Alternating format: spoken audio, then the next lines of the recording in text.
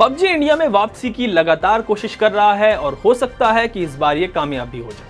जी हाँ, अगर आप किसी मछली को तालाब से या फिर पानी से बाहर निकाल देते हैं तो वो छटपटाती है, परेशान हो जाती है और हर कोशिश करती है कि वो वापस पानी में चली जाए।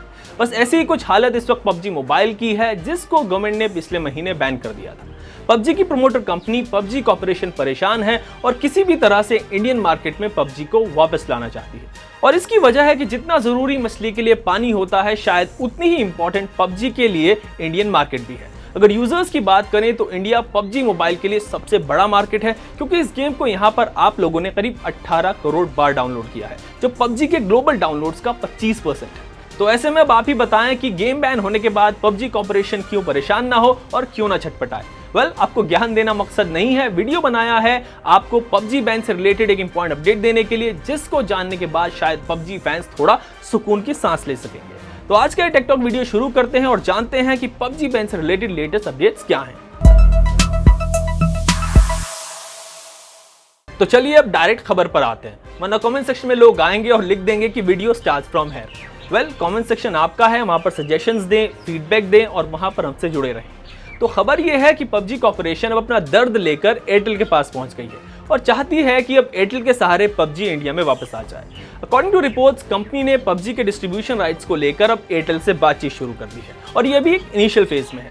और साथ ही खबर यह भी आ रही है कि पबजी कॉर्पोरेशन इंडिया में अपना एक डेडिकेटेड ऑफिस सेटअप करना चाहती है और उसके लिए इट्स इंटरव्यूइंग कैंडिडेट्स। आपको याद ही होगा कि बैन होते ही पबजी ने इंडियन मार्केट में खुद को चाइनीज कंपनी टेंसेंट गेम से अलग कर लिया था और अब पबजी कॉर्पोरेशन चाहती है कि इंडिया में पबजी मोबाइल के डिस्ट्रीब्यूशन की जिम्मेदारी एयरटेल संभाले।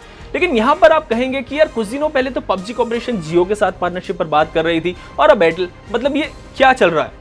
वेल, लगता है कि पबजी और जियो के बीच शायद कोई बात नहीं बनी, इसीलिए पबजी जियो के कॉम्पिटिटर एयरटेल की गली पहुंच गया है।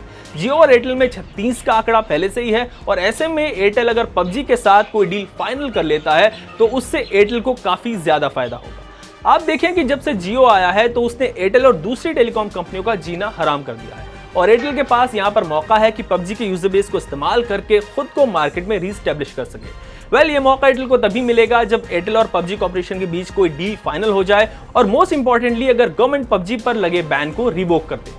बट जो भी डेवलपमेंट पबजी के बैन होने के बाद से अब तक लगातार हो रहे हैं, उससे ये समझ आता है कि पबजी कॉर्पोरेशन किसी भी कीमत पर पबजी को अनबैन कराना चाहती है। इस पर कंपनी ने पहले भी कहा था कि गवर्नमेंट से वो लगातार बातचीत कर रही है और चाहती है कि पबजी इंडिया में वापस आ जाए।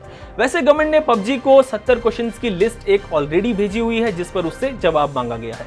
इन सभी क्वेश्चंस का जवाब जब गवर्नमेंट को मिल जाएगा, उसके बाद ही गवर्नमेंट डिसाइड करेगी कि इस बैन को एक्सटेंड करना है या फिर रिव्यू करना है।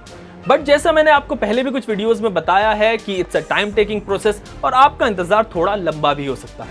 लेकिन इन सभी डेवलपमेंट से टेक अवे ये है कि PUBG is trying hard to return to the Indian market. आज के लिए इस टेकटॉक वीडियो में इतना ही। लेटेस्ट टेक रिलेटेड वीडियोस के लिए आप एबीपी लाइव ऐप डाउनलोड करें और वहां पर जाकर टेकटॉक वीडियो जरूर देखें। एबीपी न्यूज आपको रखे आगे।